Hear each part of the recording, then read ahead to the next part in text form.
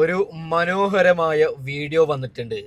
അതായത് ഞാൻ നിങ്ങളും കാണാൻ വെയിറ്റ് ചെയ്ത ഏകദേശം 1 വർഷത്തോളം നമ്മൾ കാണാൻ വെയിറ്റ് ചെയ്ത അതിമനോഹരമായ വീഡിയോ. നമ്മുടെ ഷാഫി പറമ്പിലും രാഹുൽ മാങ്കുടത്തിലും കോൺഗ്രസിന്റെ ഉന്നതരായിട്ടുള്ള ചില നേതാക്കളും ഒരുമിച്ച് നിന്നിട്ടുള്ള ഫോട്ടോയല്ല, ഒരു വീഡിയോ. ആ വീഡിയോ ഞാൻ വെച്ച് തരാം. നിങ്ങൾ ഓരോരുത്തരും അത് കണ്ടാൽ രോമം വരും. നമ്മുടെ പൊന്നുമനുഷ്യന്മാരെ, വിഷയത്തിലേക്കൊക്കെ കടക്കാം. അതിനു മുമ്പ് ഒരു കാര്യം പറയുകയാണ്. ആര് മുഖ്യമന്ത്രിയാവുമെന്ന് വ്യക്തമായിട്ടുള്ള ഒരു അപ്ഡേറ്റ് എനിക്ക് കിട്ടിയിട്ടുണ്ട്. അതാരെന്ന് അടുത്ത വീഡിയോയിൽ പറയാം. അതായത് ആ വീഡിയോ ഒന്നും കൂടി പഠിക്കാനുണ്ട്, പഠിച്ചിട്ടേ നമ്മൾ വീഡിയോ ചെയ്യുന്നുണ്ട്. ഒരു കാര്യം പറയുകയാണ് പൊന്നുമനുഷ്യന്മാരെ, ഞാൻ പറഞ്ഞ എല്ലാ പ്രഡിക്ഷനും ശരിയായി. CPM-ന് എത്ര സീറ്റ് കിട്ടും അതും ശരിയായി. ഏതൊക്കെ മന്ത്രിമാർ തോൽക്കും അതും ശരിയായി. തൃക്കരിപ്പൂരിൽ സന്ദീപ് വാര്യർ ജയിക്കും അതും ശരിയായി. ഞാൻ പറഞ്ഞത് എല്ലാം ശരിയായ സ്ഥിതിക്ക് ആര് മുഖ്യമന്ത്രിയാവുമെന്ന് നമുക്ക് ചെറിയൊരു ഇൻഫർമേഷൻ പോലെ ഒരു വാർത്ത കിട്ടിയിട്ടുണ്ട്. അത് നിങ്ങളിലേക്ക് അറിയിക്കാം. അത് അറിയിക്കുന്നതിന് മുമ്പ് അത് ഒത്തിരി പഠിക്കാനുണ്ട്. അത് പഠിച്ചതിന് ശേഷം ഞാൻ അറിയിക്കാം. അതുകൊണ്ട് ചാനൽ ലൈക്ക് ചെയ്യണം, സബ്സ്ക്രൈബ് ചെയ്യണം. പെട്ടെന്ന് നിങ്ങൾക്ക് നോട്ടിഫിക്കേഷൻ കിട്ടാൻ വേണ്ടിയിട്ട്. ഈ വീഡിയോ അവസാനിച്ചതിന് ശേഷം അടുത്ത വീഡിയോയുമായി ഉടൻ വരാം. അപ്പോൾ നമുക്ക് മനോഹരമായ ആ വീഡിയോ കടക്കാം. അതിനു മുമ്പ് ഇന്നലെ നമ്മുടെ ഈ പറയുന്ന പാലക്കാടിൽ വിജയിച്ച രമേശ് പിഷാരടിക്ക് നേരെ കല്ലേറാണ്. അതിനുശേഷം സഖാക്കളാണ് കല്ലെറിഞ്ഞത്. ആ സഖാക്കളെ കണ്ടം വഴി പോലീസ് ഓടിക്കുന്ന ഒരു വീഡിയോ. അതായത് സഖാക്കളോട് പോലീസ് പറയുകയാണ്, 10 വർഷം നിങ്ങൾ പറയുന്നത് ഞങ്ങൾ കേട്ടു, ഇനി ഞങ്ങൾ പറയുന്നത് നിങ്ങൾ കേൾക്കണം സഖാക്കളെ, പോയി പണി നോക്കൂ സഖാക്കളെ എന്ന് പറഞ്ഞിട്ട് സഖാക്കളെ ഓടിക്കുന്ന ഒരു വീഡിയോ നിങ്ങൾ ആദ്യം കാണണം. ഓക്കെ,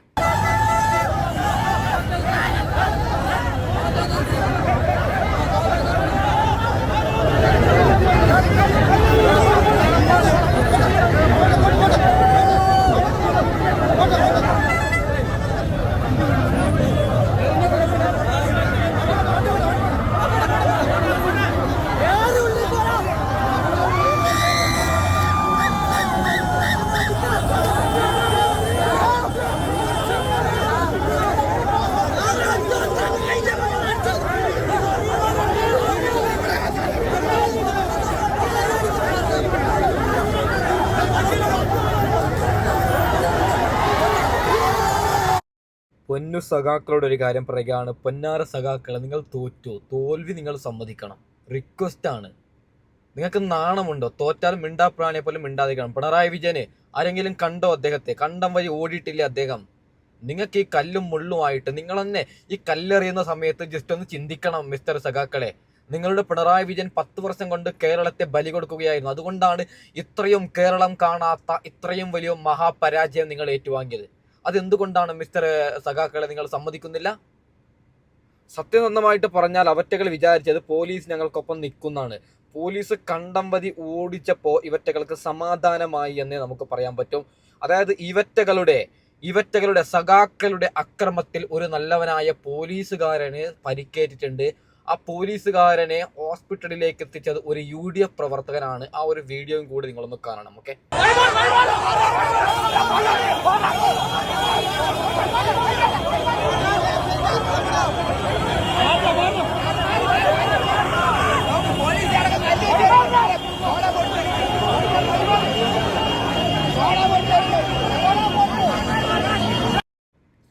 എന്താണ് മിസ്റ്റർ സഖാക്കളെ, 10 വർഷം നിങ്ങൾക്ക് വേണ്ടിയിട്ട് നിങ്ങൾ പറയുന്ന പണിയെടുത്ത സാറുമാരല്ലേ?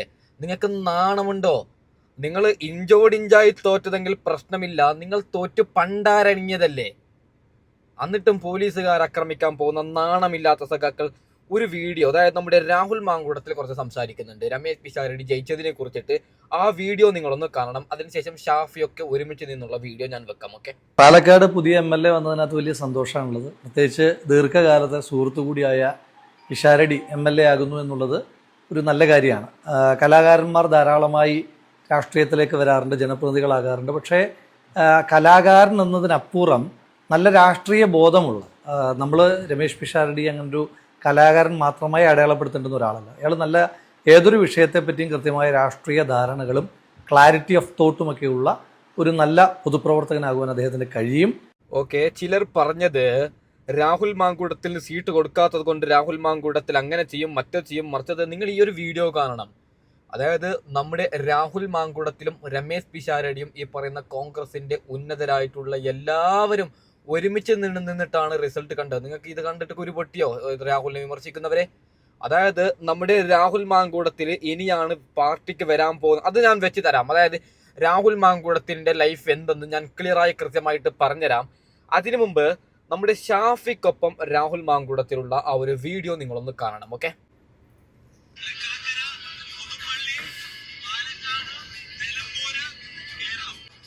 കണ്ടോ നിങ്ങൾ? ഈ വീഡിയോ കാണാൻ കേരളമാണ് വെയിറ്റ് ചെയ്തത്. ഷാഫി പറമ്പിലും രാഹുൽ മാങ്കുളത്തിലും ഒരുമിച്ച് നിന്നിട്ടുള്ള ഇങ്ങനെയുള്ള വീഡിയോ കാണാനാണ് കേരളം തന്നെ വെയിറ്റ് ചെയ്തത്.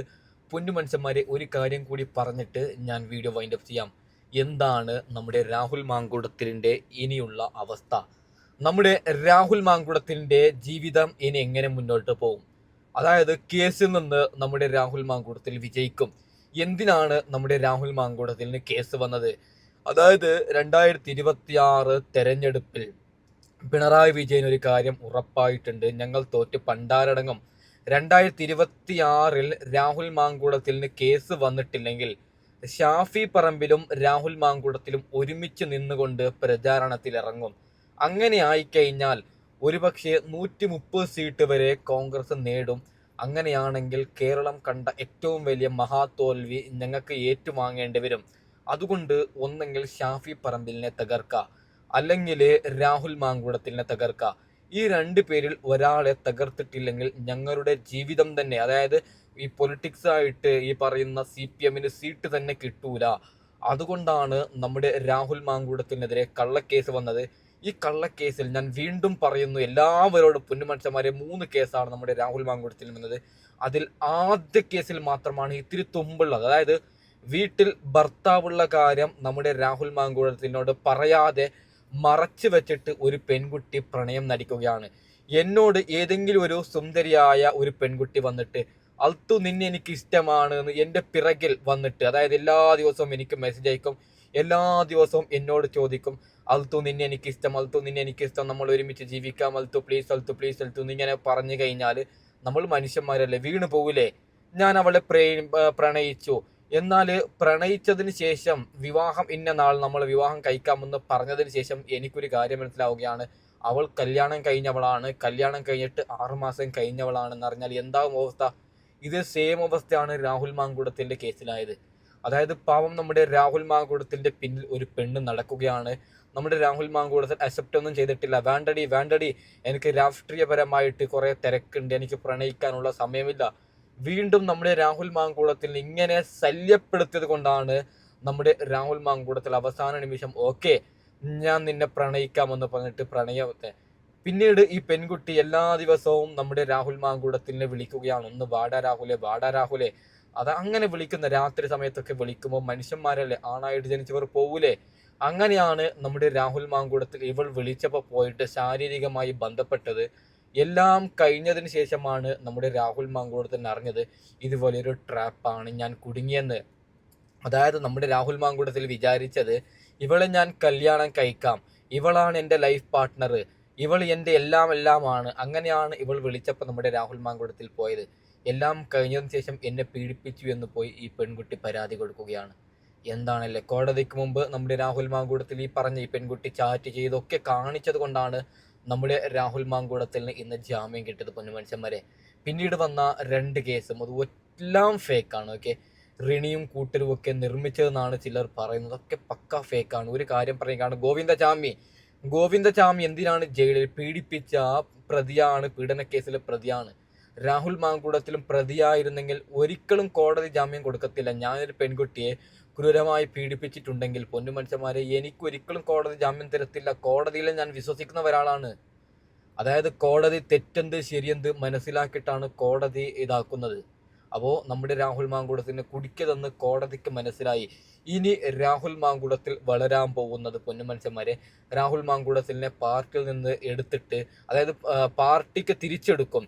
അതിനുശേഷം വലിയൊരു സ്ഥാനം നമ്മുടെ രാഹുൽ മാങ്കുളത്തിന് പാർട്ടി കൊടുക്കും. അതിൽ യാതൊരു തർക്കവുമില്ല.